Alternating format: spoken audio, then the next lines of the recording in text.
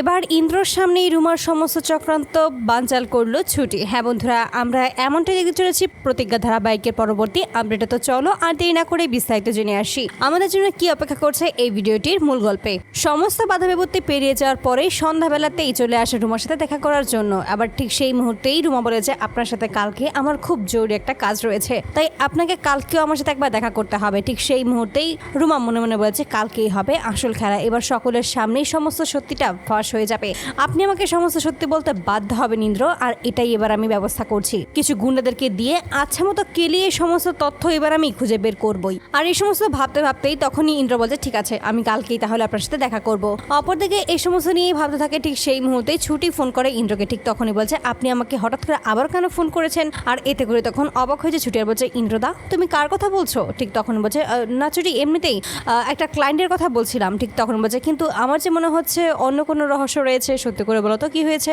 নিশ্চয়ই তুমি কারোর সাথে ডেট করছো তাই না? আর এতে করে তখন মুখ ফসকে বলে ফেলেছে হ্যাঁ। আর তখনই ছুটি বলছে ঠিক আছে তাহলে শুধু তার নামটা বলো। তখন বলছে না নামটা তোমায় বলা যাবে না। ঠিক তখনই বলছে না যে তাহলে তার সাথে দেখা করিয়ে দাও। ঠিক তখন বলছে ঠিক আছে তুমি যেহেতু দেখা করতে চাইছো তাহলে অবশ্যই আমি তোমাকে দেখা করিয়ে দেবো। তারপর লোকেশন দিয়ে দেয় যে কালকেই রুমার সাথে সে দেখা করতে যাচ্ছে। আর এতে করেই খুশি হয়ে যায় ছুটি। ঠিক তখনই ছুটি একাই চলে আসে ইন্দ্রর সাথে এবং ওই মেয়েটার সাথে দেখা করতে। ঠিক সেই মুহূর্তে দেখা যায় সেখানে চলে আসে ওই রুমা।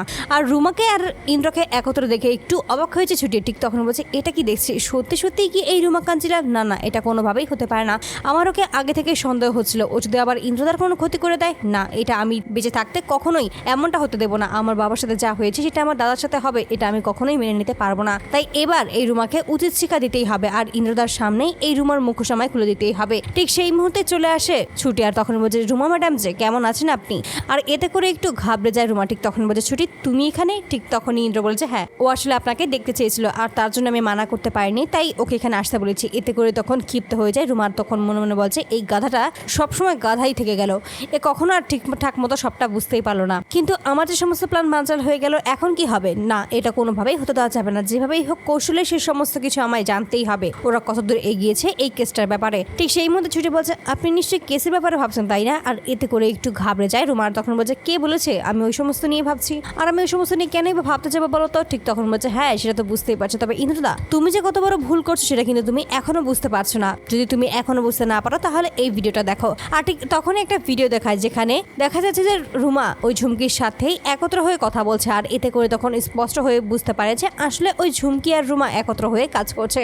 আর এতে করে তখন ইন্দ্র ওই রুমা যে আসলে উদ্দেশ্য নোংরা চক্রান্ত সেই সমস্ত কিছুই বুঝে ফেলে। তো বন্ধুরা তোমরা কি চাও যেন এবার এভাবেই ইন্দ্রর সামনেই যেন রুমার সমস্ত চক্রান্ত ফাঁস করে দেয় ছুটি? অবশ্যই তোমরা তোমাদের মতামত কমেন্ট বক্সে জানতে ভুলো না। ধন্যবাদ।